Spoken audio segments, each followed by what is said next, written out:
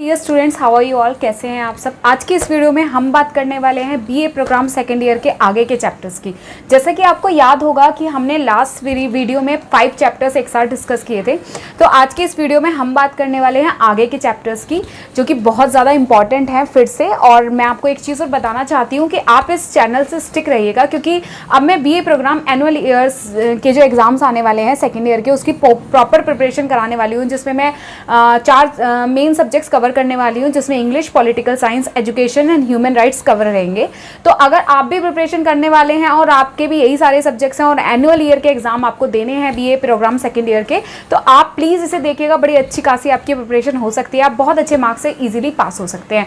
So let's get started with the video. इस video में मैं कवर करने वाली हूँ अराउंड 4 चैप्टर्स, क्योंकि काफ़ी थोड़ी लेंथी स्टोरी है इन चैप्टर्स की, तो मैंने सोचा कि एक साथ 5 चैप्टर्स कवर नहीं करूँगी, और नेक्स्ट वीडियो में कोशिश करूंगी कि सारे important question as soon as possible आपको बता दूं। सो सबसे पहले हम बात करते हैं चैप्टर नंबर 6 की, जिसका नाम है अ मदर डिसीजन। ये बड़ा इंपॉर्टेंट, बड़ा इंटरेस्टिंग सा चैप्टर है। एक्चुअली इसकी जो राइटर है, मैं आपको बता दूं, उनकी राइटर का नाम है अ मदर डिसीजन की राइटर है ऋतु भाटिया। ठीक है, ऋतु भाटिया इनकी राइटर है, क्योंकि मुझसे राइटर के बारे में भी पूछा था मेरे स्टूडेंट्स से, तो मैंने सोचा कि राइटर के बारे में भी साथ साथ बताती रहूंगी। एंड द इंपॉर्टेंट जो करेक्टर हैं उसमें 3-4 हैं। सबसे पहले है आपके सरोज चावला। सरोज चावला जो है वो बड़ा इंपॉर्टेंट करेक्टर है, क्योंकि सरोज चावला जो है वो मदर है। उनका एक बेटा है, 40 साल का बेटा उनका हो चुका है, जिसकी अभी तक शादी नहीं हुई। उसका नाम है हरीश चावला। हरीश चावला जो है वो क्या करता है, वो एक वीडियो रेंटल शॉप पे काम करता है। उसके फादर जो हैं उनका यही बिजनेस था, उसी बिजनेस को वो संभालता है, लेकिन वो उस बिजनेस में बहुत ज़्यादा इंटरेस्टिंग नहीं होता उसे संभालने के लिए, क्योंकि उसका जो ध्यान होता है वो मूवीज़ में बहुत ज़्यादा होता है। वो बॉलीवुड जो मूवीज़ हैं उन्हें देखना बहुत ज़्यादा पसंद करता है। इस वजह से उसका ध्यान जो होता है वो उस चीज़ में नहीं होता, वो शॉप वॉप अपनी संभालने में बहुत ज़्यादा इंटरेस्टेड नहीं होता है। तो उसके बाद क्या होता है कि वो शॉप वॉप बहुत ध्यान से नहीं संभालता है, तो उसकी, और इवन जो मदर डिसीजन, जैसा कि नाम से आपको पता चल रहा होगा, उसकी मम्मी है जो घर में उसके सारे फैसले लेती है रिगार्डिंग एनीथिंग। क्या उसे खाना है, क्या उसे पहनना है, किस तरह के कपड़े उसे पहनने चाहिए, क्या उसे करना चाहिए, क्या उसे नहीं करना चाहिए। तो ऐसे सारे डिसीजन उसकी मम्मी उसके लिए लेती हैं। तो इसमें क्या होता है कि उसके अभी तक शादी नहीं हुई, उसकी मम्मी उसके लिए काफ़ी लड़कियां ढूंढ रही हैं, लेकिन जो एक्वायर्ड उनको चीज़ें चाहिए उनके अकॉर्डिंग किसी भी लड़की में अभी तक मिली नहीं है। इस वजह से उसकी 40 साल की उम्र हो गई है, लेकिन उसकी शादी नहीं हो पाई है। अब क्या होता है कि एक रिश्ता आता है, जो रिटायर्ड आर्मी ऑफिसर्स होते हैं उनके यहाँ से, जिसका नाम है कॉलोनियल लूथरा, उनके यहाँ से एक रिश्ता आता है। उनकी बेटी होती है जिसका नाम होता है रेनू। रेनू जो होती है वो क्या होता है कि रेनू लूथरा जो होती हैं वो थोड़ी मोटी होती हैं, बट कलर कॉम्प्लेक्शन काफ़ी फेयर होता है, लेकिन जो है वो बहुत सारा डॉरी देने के लिए रेडी होते हैं। इस वजह से जो उसकी जो माँ होती हैं, मतलब हरीश चावला की माँ जो होती हैं, सरोज चावला, रेडी हो जाती हैं इस रिश्ते के लिए। तो वो जाता है अपने बेटे से कहती हैं कि आपको रेडी होना है, कल आपको जाना है, रिश्ता है आपका, आप देखने लड़की वालों के लिए जाता है। उसे पूरा प्रिपेयर करती हैं, आपको क्या पहनना है, वहाँ पर जाकर आपको क्या बोलना है, क्या नहीं बोलना है, सब कुछ उसे अच्छे से समझाती हैं। तो वो उनके घर पहुंचते हैं, अगले दिन मिलने के लिए पहुंचते हैं। जैसे ही वो मिलने के लिए पहुंचते हैं तो उन्हें पता चलता है कि जाते हैं और देखते हैं, वो मतलब जो आर्मी ऑफिसर होते हैं उनसे कुछ बात करते हैं। उसकी माँ ही इशारे कर करके हर सवाल का जवाब देती है। अब उसके बाद होता है कि जब वो सारा सब चीज़ें हो जाती हैं, उसके बाद उसके पापा जो होते हैं रिटायर्ड आर्मी ऑफिसर, वो ड्रिंक ऑफर करते हैं, और वो ड्रिंक ले लेता है। लेने के बाद वो थोड़ा सा मतलब उसे हैंगओवर चढ़ जाता है ड्रिंक का हैंगओवर होने की वजह से जब वो रेनू लूथरा जो होती है उनसे मिलने आती है, उन्हें लड़की को बुलाते हैं। वो देखते हैं काफ़ी मोटी है, लेकिन हैंगओवर होने की वजह से वो कुछ रिप्लाई नहीं कर पाता, कोई रिस्पॉन्स नहीं कर पाता, लेकिन उनकी मम्मी को लड़की पसंद आ जाती है, क्योंकि कॉम्प्लेक्शन फेयर होता है, मोटी होती है बट कॉम्प्लेक्शन बहुत फेयर होता है।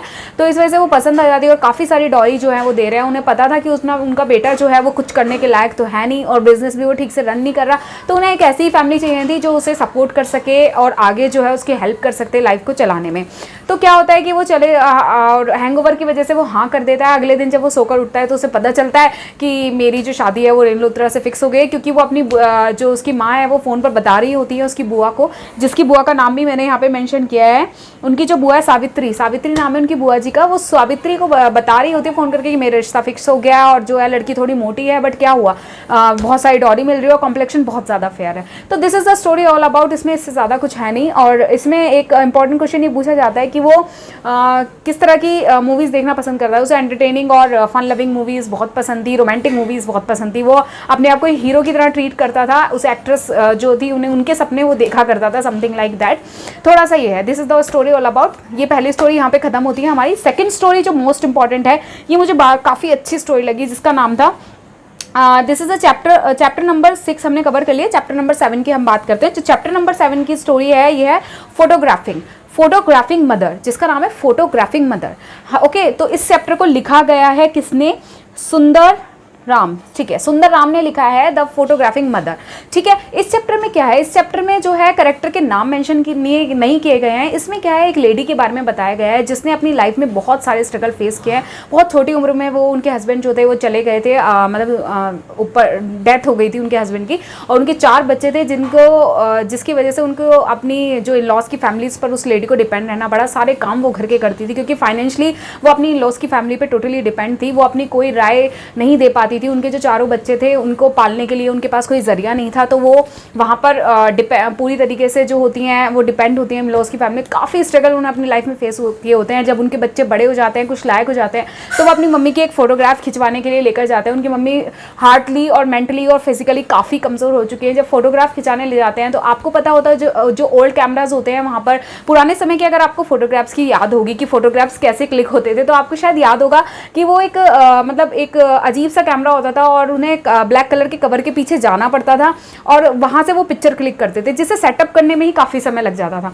तो जब वो फोटोग्राफर के पास जाते हैं कि फ़ोटो क्लिक कराने के लिए जब वो पहुँचते हैं तो उन्हें ये पता चलता है वहाँ पर जाकर कि मतलब वो पहुँचते हैं तो वो बताते हैं, वो जो उनकी माँ होती हैं, बा जिसे बोलते हैं, वो बा बोलते हैं, बा को काफ़ी बोलते हैं कि आपको हंसना है और एक ही बार में पिक्चर क्लिक हो जानी चाहिए वरना हमारी फिल्म ख़राब हो जाएगी और हमें फिर से सब सेटअप करना पड़ेगा। लेकिन उसकी माँ को जब वो मुस्कुराने के लिए बोलते हैं तो वो मुस्कुरा नहीं पाती, क्योंकि उन्हें उस समय समझ में आता है कि ये जो टाइम है, ये सब चीज़ें जो है आर्टिफिशियल है और ऐसा मेरी लाइफ में कुछ खुशी होने लायक नहीं है। मैंने उन्हें अपना सारा जो पुराना टाइम है ना वो याद हो जाता है, रिमाइंड कर लेती हैं वो। तो उनकी जो फोटोग्राफ है वो खुशी से खिंच नहीं पाती, मतलब स्माइल नहीं आ पाती उनके फेस पे। तो जो यहाँ ऑथर है, जो राइटर है, वो यही कहना चाहते हैं कि ये जो कैमरा होता है, ये जो फोटोज़ होते हैं, मतलब इसमें सब आर्टिफिशियल स्माइल होती है।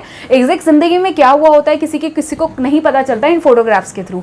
तो अब फोटोग्राफिंग मदर मतलब क्या होता है, यही इस चैप्टर में है। इसमें कुछ बस यही बताया कि काफ़ी स्ट्रगल उन्होंने अपनी ज़िंदगी में फेस किया है, जिसे वो भूल नहीं पाती। फोटोग्राफ खिंचाते हुए भी स्माइल नहीं कर पाती because of that. This is the chapter all about. बड़ा मुझे थोड़ा हार्ट टचिंग चैप्टर लगा, जो this is the reality of the life as well. ऐसा होता है कि हम कैमरे में स्माइल करते हैं बट डजंट मीन कि लाइफ भी इतनी अच्छी है और इतनी ईजी गोइंग है, right. This is the chapter all about. And the next chapter we are going to talk about, जो मुझे बहुत अच्छा भी लगता है, जिसका नाम है उसके बारे में बाद में बात करेंगे। पहले मैं एक नेक्स्ट चैप्टर बता दूं, लर्निंग टू राइट थर्ड।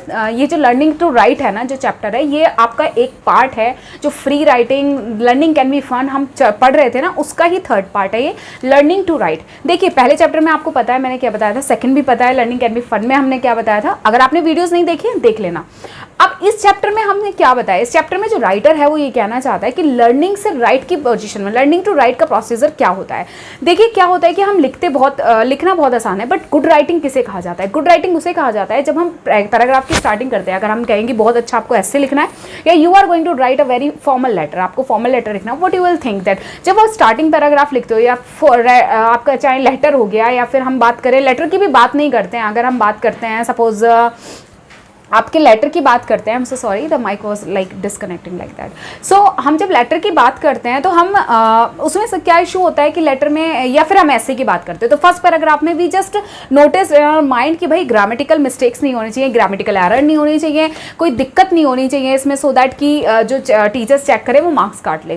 तो लर्निंग टू राइट प्रोसेस में राइटर ये कहना चाहता है कि जो ग्रामेटिकल मिस्टेक्स है वो तो ठीक है, हम ग्रामेटिकल रूल याद करके उसे ठीक सुधारा जा सकता है, लेकिन कई बार क्या होता है कि जब हम मेन सब्जेक्ट्स या मुद्दों की बात करने की कोशिश करते हैं तो हमारे दिमाग में लिखने का क्या लिखना है वो समझ में नहीं आता। तो लर्निंग टू राइट के प्रोसेस को इंप्रूव करने के लिए क्या हम कर सकते हैं? तो अपनी लर्निंग कैपेसिटी को एनहेंस करने के लिए आप क्या कर सकते हैं? आपको रीडिंग न्यूज़पेपर रीड करो। ये जितना ज़्यादा से ज़्यादा आप पढ़ेंगे, आपके रिव्यूज़, आपके views about the social knowledge वो इंक्रीज़ होंगे। जब आपके रिव्यूज़ या व्यूज़ आपके इंक्रीज़ होंगे ना, तो आप किसी भी राइटिंग को एक अच्छी राइटिंग बना सकते हैं, एक नॉर्मल राइटिंग को। Whether suppose I am going to write something about corona, if I don't know that whole information about the corona, तो I am not able to write properly about that. But if I have read everything, every single information about that, अगर मैंने पहले से पढ़ रखी है तो I am very much able to write everything about corona, और मैं काफ़ी अच्छा नोट या काफ़ी अच्छा ऐसे प्रिपेयर कर सकती हूँ for that, right.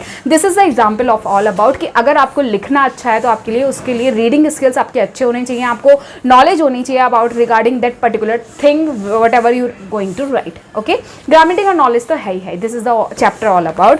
And next chapter we are going to talk about understanding features article. ये लिखा गया है बाय सोनिया सोनिया फेलारियो के थ्रू लिखा गया है. ये चैप्टर है अंडरस्टैंडिंग फीचर्स आर्टिकल्स. ठीक है, अब इसके अंदर क्या है, ये बहुत इंपॉर्टेंट है. इसका जो नाम है, एक राइटर है जिसके जो इसके राइटर है, इसका नाम है अनीता सत्यपुते. अनीता जो सत्यपुते हैं वो जो है ये स्टोरी जो है एक बहुत पुअर डोमेस्टिक वर्कर है उस लड़की के बारे में है. उसने अपनी बहुत छोटी उम्र से, मतलब डोमेस्टिक वर्कर मतलब वो घरों में काम करना शुरू कर देती है. अब बहुत छोटी उम्र से उन्होंने घरों में काम किया होता है. बहुत पुअर फैमिली से बिलोंग करती है वो, लेकिन उसके भाई बहन जो होते हैं वो पढ़ी लिखी नहीं होती और देखने में भी बहुत ज़्यादा सुंदर नहीं होती है. लेकिन उसके भाई बहन जो होते हैं वो थोड़े बहुत पढ़ लेते हैं. वो शायद 7 और 8 स्टैंडर्ड तक पढ़ी हुई होती है. अब क्या होता है कि इसकी वजह से उसकी शादी जो होती है वो भी एक ऐसे ही इंसान से हो जाती है जो उससे भी ज़्यादा हालात ख़राब होते हैं, काफ़ी गरीब होते हैं. तो जिसके लेकिन वो अपनी आशा जो अपनी होप है ना, वो अनीता जो होती है वो कभी नहीं छोड़ती. वो हमेशा एक अच्छी लाइफ को खोजने की कोशिश करती है, क्योंकि वो सोचती है कि जैसी ज़िंदगी मैंने जी है मेरे बच्चे वैसी ज़िंदगी नहीं जिएंगे. क्योंकि उसके बच्चे पढ़ने में काफ़ी अच्छे होते हैं तो वो कोशिश करती है, वो चाहती है कि मेरे बच्चे पढ़ें और मैं उन्हें पढ़ाऊँगी एट एनी कॉस्ट. तो वो होप यहाँ पर नहीं छोड़ती. और इसे यहाँ पर बोला गया है, ये जो है इसे लोनली वॉरियर भी बोला गया है, क्योंकि अकेले इसका जो हस्बैंड है, वो हस्बैंड जो होता है इसका, वो कोशिश नहीं करता कुछ भी कमाने धमाने की. जितना भी होती है पैसे वैसे उसे मिलते हैं उसमें ही खुश रहता है. छोटा मोटा जितनी कम से कम इनकम उसे मिल जाए उसे कोई फर्क नहीं पड़ता. लेकिन जो अनीता है वो अलग अलग घरों में काम करके अपने बच्चों को पढ़ाने की पूरे एफर्ट्स डालती है कि अपने बच्चों को वो पढ़ाए. बहुत ज़्यादा कोशिश करती है. लोनली वॉरियर इसे ही बोला गया है इसी वजह से, क्योंकि वो अकेले अपनी हर सिचुएशन से फाइट करती है. फाइट करने के बाद अपने बच्चों को अच्छे से अच्छे फ्यूचर देने की कोशिश करती है. तो इस चैप्टर में मुझे इससे ज़्यादा इन्फॉर्मेशन कुछ खास लगी नहीं कि उसने जो उसकी लाइफ में उसने बहुत प्रॉब्लम फेस की, बट अपनी आस, अपनी जो होप थी, आशा थी, जो अपनी होप थी वो उसने कभी नहीं छोड़ी. तो ये जो 4 चैप्टर्स थे, इसमें इससे ज़्यादा इन्फॉर्मेशन मैंने ये एसओएल की बुक से कलेक्ट किया. एग्जैक्टली मैं आपको बता दूं, मैंने एसओएल की बुक से ही पूरा चैप्टर्स रीड आउट किया और वहीं से मैंने ये शॉर्ट समरी निकाली है. हालांकि अगर आपको सेपरेट चैप्टर्स चाहिए तो उसकी भी वीडियो मैंने डाली हुई है. अगर कोई चैप्टर ऐसा है जिसकी वीडियो मैंने शायद अब तक नहीं डाली है तो आप मुझे सेपरेटली बता देना, मैं उसकी वीडियो भी बना दूंगी. बट मैं बता दूं कि ये चैप्टर इतने आसान लगे मुझे. एसओएल की बुक की जो लैंग्वेज थी मुझे टफ लगी नहीं बिल्कुल भी. मैंने फिर भी बहुत कोशिश की शॉर्ट समरी बनाने की. अब मैं बता दूं कि मैं आप सारे सब्जेक्ट्स की प्रिपरेशन कराना स्टार्ट कर रही हूं. तो अगर आप बीए प्रोग्राम सेकेंड ईयर के एनुअल सिस्टम वाले बच्चे हैं और आपका एग्ज़ाम है, मई में एग्ज़ाम शायद स्टार्ट होंगे, तो आप इस चैनल से बिल्कुल स्टिक रहिएगा, क्योंकि मैं 4 मोस्ट इंपॉर्टेंट सब्जेक्ट्स की प्रिपरेशन तो कराऊंगी. बट इसके साथ अगर कोई ऐसा सब्जेक्ट है दैट आपको प्रॉब्लम हो रही है और आप चाहते हैं कि मैं उसकी भी वीडियोस बनाऊं, तो आप मुझे बताइएगा ज़रूर. I hope this is all about the video continues आएंगी. अब आप प्लीज़ इससे स्टिक रहिएगा. And really thanks to all. बहुत सारी रिक्वेस्ट एंड बहुत सारे कमेंट है. मैं बहुत थैंकफुल हूँ कि आप लोगों को मेरी वीडियोस पसंद आ रही हैं, और मैं कोशिश करूँगी कि मैं ज़्यादा से ज़्यादा वीडियोस बनाऊँ जितनी मुझसे कोशिश होगी, और मैं सबकी रिक्वेस्ट फुलफिल करने की कोशिश करूँगी. And really thanks to all my subscriber and all my viewers and all my commenters as well. Thank you so much guys. Thank you so much. Bye bye. Take care.